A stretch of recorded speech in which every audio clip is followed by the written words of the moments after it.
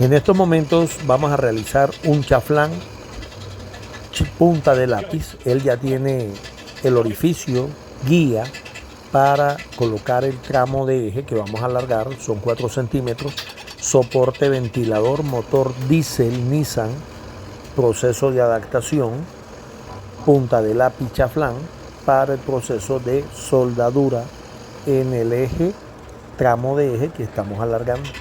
4 centímetros se va a alargar.